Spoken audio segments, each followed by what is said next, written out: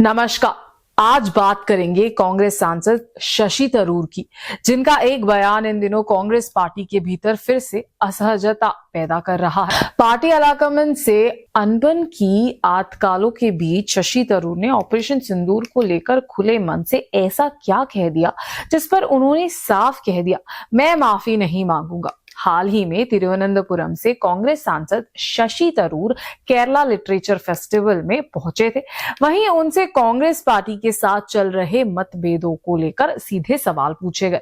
News agency PTI के मुताबिक इन सवालों के जवाब में शशि थरूर ने कहा कि ऑपरेशन सिंदूर पर उन्होंने एक बेहद साफ और मजबूत रुख अपनाया था और वो आज भी उस पर पूरी तरह अड़े हैं। थरूर ने साफ कहा, मुझे माफी मांगने की कोई जरूरत नहीं है, यानी साफ शब्दों में अनअपोलोजेटिक।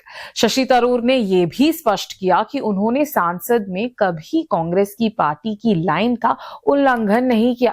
उनके मुताबिक अगर किसी मुद्दे पर सिद्धांत के स्तर पर सार्वजनिक मतभेद रहा तो वो सिर्फ और सिर्फ ऑपरेशन सिंदूर को लेकर था। ये वही समय था जब केंद्र की मोदी सरकार ने उन्हें भारत के अंदर राष्ट्रीय प्रतिनिधि मंडल के नेतृत्व सौंपा था।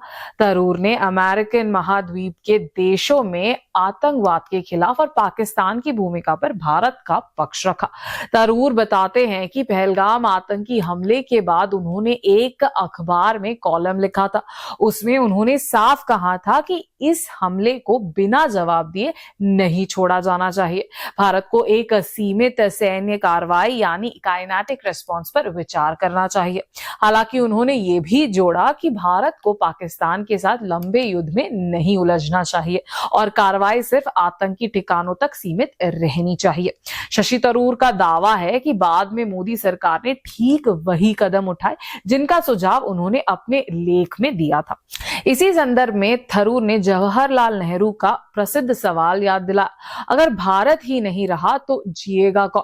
उनके शब्द में जब बात भारत की सुरक्षा और दुनिया में उसके सम्मान की हो तो भारत सबसे पहले आता है।